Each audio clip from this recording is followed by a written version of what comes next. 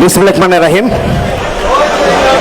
সম্মানিত সভাপতি, উপস্থিত আছেন আমাদের প্রাণপ্রিয় নেতা, যাকে আমরা দীর্ঘদিন একসাথে রাজনীতির ময়দানে পেয়েছি, যিনি আমাদেরকে দীর্ঘদিন ধরে তার স্বপ্ন, তার শিক্ষা, তার নীতি নৈতিকতা দিয়ে আমাদেরকে তৈরি করেছেন।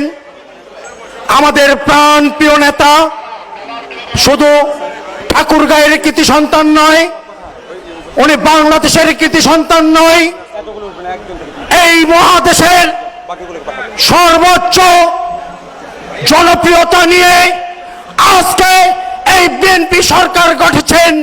তা যার নেতৃত্বে তিনি আজকে এই রুইয়া উপজেলা করার পরে আমরা রুইয়াবাসী তাকে আজকে আমরা সম্মানিত করব। তা তিনি আজকে আমাদের মাঝে উপস্থিত হয়েছেন। উপস্থিত আছেন জেলা বিএনপির নেতৃবৃন্দ, থানা বিএনপির নেতৃবৃন্দ, বিভিন্ন স্তরের নেতৃবৃন্দ এবং বিভিন্ন কর্মজীবী শিক্ষা প্রতিষ্ঠানের নেতৃবৃন্দ। সবাইকে জানাচ্ছি আমার ব্যক্তিগত পক্ষ থেকে এবং ঠাকুরগাঁও জেলা বিএনপির পক্ষ থেকে শুভেচ্ছা অভিনন্দন।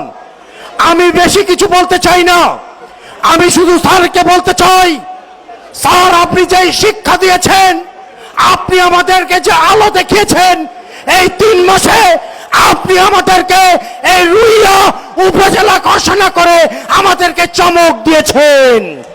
এই জন্য রুইয়াবাসী আমরা আপনার কাছে চিরকৃতজ্ঞ। স্যার আপনি যেভাবে এগিয়ে যাচ্ছেন, আপনার কাছে দাবি দেওয়ার মতো আমাদের কোনো সুযোগ নেই। তারপরেও বলছি, বিএনপির আমলে অনেক শিক্ষা প্রতিষ্ঠান আমাদের এই উপজেলায় হয়েছে, অথচ বিএনপির কারণে সেই শিক্ষা প্রতিষ্ঠানগুলো এখন এমপিওভুক্ত হতে পারে নাই। এরকম অনেক শিক্ষা প্রতিষ্ঠান আছে, ধর্মীয় প্রতিষ্ঠান আছে, আপনি যেভাবে সাহায্য করছেন এই জন্য রুইয়াবাসীর পক্ষ থেকে আপনাকে ধন্যবাদ জ্ঞাপন করছি। এই আশা ব্যক্ত করে, সবার সুস্বাস্থ্য, সবার মঙ্গল কামনা করে, সবার দীর্ঘায়ু কামনা করে আমি আমার বক্তব্য শেষ করছি। সবাইকে ধন্যবাদ। এ পর্যায়ে বক্তব্য রাখার জন্য আহ্বান করছি বাংলাদেশ জাতীয়তাবাদী দল